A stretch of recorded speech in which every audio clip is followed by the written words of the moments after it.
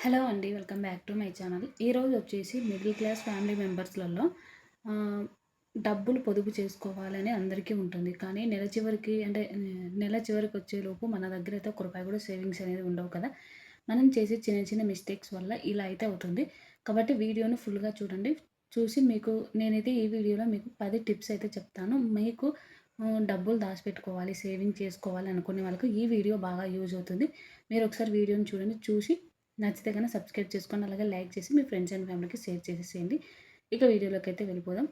మనము money save చేసుకోవాలనే ఆలోచన రావాలి ఫస్ట్ ఆఫ్ ఆల్. చాలామందికి ఉంటుంది. కొంతమందికి మనీ సేవ్ చేసుకోవాలనే ఆలోచన రావడానికి చాలా టైం పడుతుంది. కొంతమందికి వచ్చినా కూడా మనీ అనేది సేవింగ్ అయితే కావు. కాబట్టి ఒకవేళ మీకు మనీ సేవ్ చేసుకోవాలి, ఎలాంటి పరిస్థితుల్లో అయినా సరే మనకి ఎంత జీతం వచ్చినా కానీ మనీ అయితే కొద్దిగానే సేవింగ్స్‌లలో ఉండాలి అనుకునే వాళ్ళకు నేను చెప్పే ఈ 10 టిప్స్ ఫాలో అవ్వండి. చాలా బాగా అయితే యూజ్ అవుతుంది.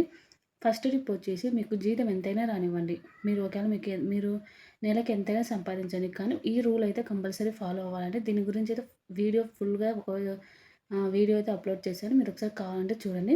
ఇదేంటి అంటే 50, 30, 20 రూల్ అండి. ఇది ఆల్రెడీ మీకు చాలామందికి తెలిసే ఉంటుంది. మనీ సేవింగ్ చేయాలనుకునే వాళ్ళకు ప్రతి ఒక్కరికి ఈ రూల్ తెలిసే ఉంటుంది అనుకుంటున్నాను. ఇది పాటించడం వల్ల మీకు అంటే 50 అనుకోండి. మీరు మెయిన్‌గా పెట్టాల్సిన ఖర్చులుంటాయి కదా! మీ అవసరానికి తగ్గట్టుగా ఖర్చులు పెట్టాల్సినవి 50% పెట్టేసేయండి. ఇక 30% వచ్చేసి మీరు మీ కోరికలుంటాయి. అంటే నేను ఇది కొనుక్కోవాలి, లేకపోతే ఇక్కడికెళ్ళాలని ఉంటాయి కదా! వాటికి 30% అయితే పెట్టేసుకోండి. ఇక 20% వచ్చేసి సేవింగ్స్ అనేది కంపల్సరీ ఉండాలండి. ఈ 20% సేవింగ్స్ అనేది ఎప్పుడూ ఉండాలి. ఈ రూల్ అయితే మీకు దీని గురించి ఇంకా డీటెయిలింగ్‌గా ప్రతి ఒక్కటి పిన్ టు పిన్ కావాలంటే నా ఛానల్‌లో వీడియో ఉంది. ఒకసారి అయితే చూడండి. చాలా బాగా యూజ్‌ఫుల్ అవుతుంది. ఈ రూల్ మీరు పాటించండి. పాటించి మీరు ఒక నెల పాటించండి. మీకే తెలుస్తుంది. మీరు ఎంత మనీ సేవ్ చేసినారు, మీరు ఎక్కడెక్కడ ఖర్చు పెట్టారని కూడా మీకు ఐడియా అయితే వస్తుంది. ఇక నెక్స్ట్ వచ్చేసి ఇప్పుడు అది మీకు ఎంత ఖర్చు పెట్టారు అనేది తెలియాలి అంటే మీరు ప్రతి ఒక్క ఖర్చును కంపల్సరీ రాయాలి. అంటే మీరు ఎక్కడెక్కడ అమౌంట్ ఖర్చు పెడుతున్నారు. రూ. 1తో సహా అంటే ఈరోజు కూరగాయలు తెచ్చాం 200 అయినాయి. లేకపోతే ఈరోజు ఫ్రూట్స్ తెచ్చాం రూ. 100 రూ. 30 ఖర్చు పెట్టాము అని ప్రతి ఒక్కటి మీరైతే ప్రతి ఖర్చుననేది కంపల్సరీ రాయాలండి. ఇదొచ్చేసి సెకండ్ టిప్పు. ప్రతి ఖర్చు రాయడం వల్ల మీరు ఈ రూల్ మీకు తెలుస్తుంది. ఓకే. నేను ఎంత ఖర్చు పెడుతున్నాను, హ్మ్, ప్రతి నెల నేను ఎంత ఖర్చు పెడుతున్నానో మీకైతే ఐడియా వస్తుంది కాబట్టి ఇదైతే కంపల్సరీ రాయండి. ఇక నెక్స్ట్ థర్డ్‌ది వచ్చేసి 30 రోజుల నియమం అనేది పెట్టుకోండి. ఈ 30 రోజులు మీరు ఆహ్, ఇప్పుడు ఎక్కడెక్కడ ఖర్చు అంటే ఎక్కడెక్కడ ఎంతెంత ఖర్చు పెడితే మీకు ఐడియా ఉంది. అలాగే మీరు 50, 30 రూల్ కూడా పాటిస్తున్నారు. ఇక నెక్స్ట్ 30 రోజుల నియమం అంటే ఈ 30 రోజులు మీరు ఎక్కువగా మనీ అనేది ఖర్చు పెట్టకుండా, అలాగే ఎక్కడెక్కడ ఖర్చు పెడుతున్నారో ఐడియా కూడా వస్తుంది కాబట్టి దాన్ని తగ్గించడానికైతే ట్రై చేయండి. ఇక నెక్స్ట్ వచ్చి ఎమర్జెన్సీ ఫండ్. ఇది మెయిన్ ఇంపార్టెంట్ అండి. నేను ఒక వీడియో అయితే కూడా చేశాను ఫుల్‌గా. ఎమర్జెన్సీ ఫండ్ అంటే ఏమిటి? మిడిల్ క్లాస్ ఫ్యామిలీ వాళ్ళకి ఎలా యూజ్ అవుతుంది? అలాగే దాని అమౌంట్ ఎంతతో స్టార్ట్ చేయొచ్చు. 500 నుండి కూడా స్టార్ట్ చేయొచ్చు. అలాంటిది ఫుల్‌గా డీటెయిలింగ్ అయితే చేసి ఎమర్జెన్సీ ఫండ్ అంటే ఏమీ లేదండి. మీకు వచ్చే జీతం ఎంతనో దాంట్లో నుంచి మీరు 3 మంత్స్‌కు అంటే 3 రెట్లు ఎక్కువగా అయితే సేవింగ్స్‌లో పెట్టుకోవాలి. అలా సేవింగ్స్‌లో పెట్టుకోవడం వల్ల మీకు ఎప్పుడైనా సడెన్‌గా ఇంట్లో ఎవరికైనా హెల్త్ బాగాలేనప్పుడు, ఏదైనా ఇంట్లో రిపేర్‌లు వచ్చినప్పుడైనా యూజ్ అయితే అవుతుంది. మీరు అప్పటికప్పుడు అప్పు తీసుకొచ్చుకోవడము అలాంటివి చేయకుండా ఈజీగా ఈ అమౌంట్ అయితే యూజ్ అయితే అవుతుంది కాబట్టి ఎమర్జెన్సీ ఫండ్ అనేది కంపల్సరీ ఉండాలి. ఇక నెక్స్ట్ వచ్చేసి అక్కర్లేని సబ్స్క్రిప్షన్స్ అన్నీ తీసేసేయండి. ఇది ఇప్పుడు చాలా చాలా చాలా ఇంపార్టెంట్ అండి. ఎందుకు అంటే మన ఫోన్‌లో గానీ, లేకపోతే టీవీకి గానీ చాలా సబ్స్క్రిప్షన్స్ ఉంటాయి. అవి మనం చూసేది 1, 2 చూస్తాం. అంతకుమించి చూడము. అలాంటిది మీ అన్ని సబ్స్క్రిప్షన్ ఆటోమేటిక్ పేమెంట్ చేసేటివే ఉంటాయి. అలా ఏమన్నా ఎక్కువగా ఉన్నాయేమో ఒకసారి చూసుకోండి. మీరు ఎన్ని చూస్తారో అన్ని మాత్రమే పెట్టుకోండి. టీవీలో కూడా చాలా ఉన్నాయి కదా సబ్స్క్రిప్షన్స్ అవన్నీ తీసేసి మీకు ఎన్ని కావాలో అన్ని మాత్రమే పెట్టుకోవడం వల్ల మీకు డబ్బులనేది ఎక్కువగా వేస్ట్ కాదు. మీకు 200 అయ్యుండొచ్చు. ఇలా ఒక్కొక్క యాప్‌కు 200, 300, 400 అట్లా 1 ఇయర్‌కి ఎంతవుతుందో మీరు ఒకసారి లెక్కేసుకోండి. మీకైతే క్లారిటీ వస్తుంది. మనం చూసేదే ఫోన్ అంటే ఎక్కువసేపు చూస్తాం గానీ, టీవీ చాలా తక్కువగా చూస్తాము. అలాంటి దానికి ఎక్కువ సబ్స్క్రిప్షన్స్ తీసుకొని అనవసరంగా మనీ అనేది వేస్ట్ అయితే అవుతుంది. చిన్న చిన్న అమౌంట్ కూడా మనకు చాలా ఒక సంవత్సరానికి చాలా పెద్ద అమౌంట్ అవుతుంది. కాబట్టి ఈ ఖర్చులన్నీ తగ్గించుకోండి. ఇక నెక్స్ట్ వచ్చేసి చిన్న నిర్లక్ష్యమే పెద్ద బిల్లు. ఇది గూడా చాలా చాలా ఇంపార్టెంట్. చిన్న నిర్లక్ష్యం అంటే చిన్న చిన్న నిర్లక్ష్యం. అరే! ఇదేమవుతుందిలే ఇప్పుడు పాలు పొయ్యి మీద పెట్టేసింటాము. ఎక్కడికో పోయి మనం పని చేసుకుంటూ ఉంటాం. అది మర్చిపోతాం. ఒక హాఫ్ అన్ అవర్ వరకు కాగి కాగి పాలు వేస్ట్ అవుతాయి. గ్యాస్ వేస్ట్ అవుతుంది. ఇప్పుడు మనకు బిల్లయితే ఎక్కువగానే వస్తుంది కదా! పాలకు ఎక్కువగా బిల్లొస్తుంది. ఇప్పుడు మనకు కొన్ని పాలు సరిపోవు. మరిగి మరిగి కొద్దిగానే అయితాయి. అలాగే గ్యాస్ గూడా త్వరగా అయిపోతుంది. దాని దగ్గర బిల్లయితే ఎక్కువగొస్తది. ఇలాంటి చిన్న చిన్నవి అంటే కరెంటు, గ్యాసు, అలాగే వాటరు, ఫుడ్ కూడా వేస్ట్ చేయకుండా ఈ చిన్న చిన్నదే అనిపిస్తుంది కానీ మనకైతే చాలా పెద్ద అమౌంట్ అయితే మళ్ళీ మనం పేమెంట్ అయితే చేయాలి. ఇప్పుడు ఒక వస్తువు వేస్ట్ చేస్తున్నామంటే దానికి మనం అమౌంట్ పే చేయాలని గుర్తుపెట్టుకోవాలి. నేను కూడా అంతే అండి. ఎప్పుడైనా సరే ఒక వస్తువును వేస్ట్ చేస్తున్నాను అనిపించాను. అమ్మో! దీనికి మళ్ళీ ఇది ఇప్పుడు వెళ్తే దీనికి మళ్ళీ ఇంకా కొత్తది చేయాలి అంటే కంపల్సరీ అమౌంట్ పెట్టి కొనాల్సిందే కదా! అనే ఉద్దేశంతో నేను మాక్సిమం అస్సలు వేస్ట్‌గా అనేది పడేయకుండా చూసుకుంటానండి. ఇది కొంతమంది అది పొదుపు అనుకోవచ్చు, లేకపోతే పిసినారితనం అనుకున్న నాకైతే అంత అవసరం కూడా లేదు. ఎందుకంటే పిసినారితనం అనుకున్నా పర్లేదు. బట్ మన దగ్గర ఉన్న వస్తువును మనం జాగ్రత్తగా అయిపోయే వరకు వాడుకునేది అలవాటు చేసుకోవాలి. మన నుంచి మన పిల్లలు కూడా నేర్చుకుంటారండి. ఇప్పుడు మనం ఒకటి వస్తువుని వేస్ట్‌గా పడేసామనుకో వాళ్ళకి కూడా అంతగా తెలీదు. ఓకే. మనం ఇంతవరకు వాడుకొని మొత్తం అది అది పనిచేసే స్టేజ్‌లో మనం పాడేసినామనుకో వాల్యూ అనేది ఉంటుంది. ఎప్పుడు కూడా పిల్లలు మనం చెప్తే వినరండి. మనల్ని చూసి వాళ్ళు నేర్చుకుంటారు.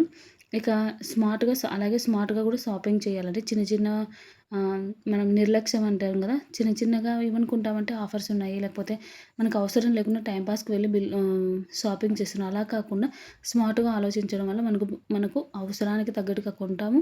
అలాగే అనవసరంగా పేమెంట్ కూడా చేయాల్సిన అవసరం కూడా ఉండదు. ఇక నెక్స్ట్ వచ్చేసి సెవెంత్‌ది ఆటోమేటిక్ సేవింగ్స్ అండి.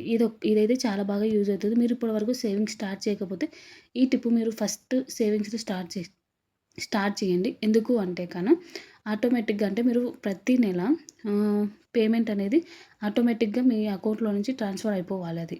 ఇప్పుడు మీరు సిప్పు లేకపోతే గోల్డ్ మీద గానీ అలా ఆటోమేటిక్‌గా రెండో తారీఖు, ఐదో తారీఖు ఏదో ఒకటి పెట్టుకొని ఫోన్‌లోనే ఆటోమేటిక్‌గా పెట్టేసుకున్నారనుకోండి, మీరు ప్రతి నెల కట్టాల్సొస్తుంది కాబట్టి ముందు మామూలుగా అయితే ఏం చేస్తామంటే మన దగ్గర సేవింగ్స్ అయినప్పుడే కొందాంలే, సేవింగ్స్ అయిపోయినప్పుడే అమౌంట్ సేవ్ చేద్దాంలే అనుకుంటాం. అలా కాకుండా ఇలా ఆటోమేటిక్‌గా పెట్టుకున్నప్పుడు మీ దగ్గర మనీ కంపల్సరీ అకౌంట్‌లో ఉండేలా చూసుకుంటారు. ఆటోమేటిక్‌గా మనకు సేవింగ్స్ గూడా అవుతుంటాయి. దీని ద్వారా ఫస్ట్ సేవింగ్స్ దాని తర్వాతనే ఖర్చులనేటట్టు మీకు ఇప్పుడు శాలరీ పడతానే ఫస్ట్ ఇక్కడ పోవాల్సినటువన్నీ ఆటోమేటిక్‌గా కట్ అయిపోతూ ఉంటాయి.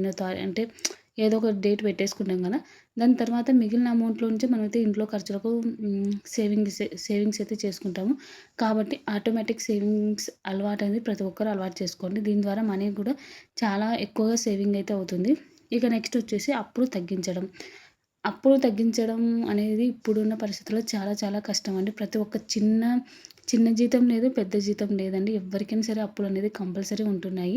కాబట్టి అప్పులు అంటే పక్కనోళ్ళ నుంచి తెప్పించుకోవాల్సిన అవసరం కూడా లేదండి. ఈఎంఐస్ ఎక్కువగా ఉంటాయి. అలాగే క్రెడిట్ కార్డ్ బిల్లులు ఇవే ఎక్కువగా ఉంటాయి.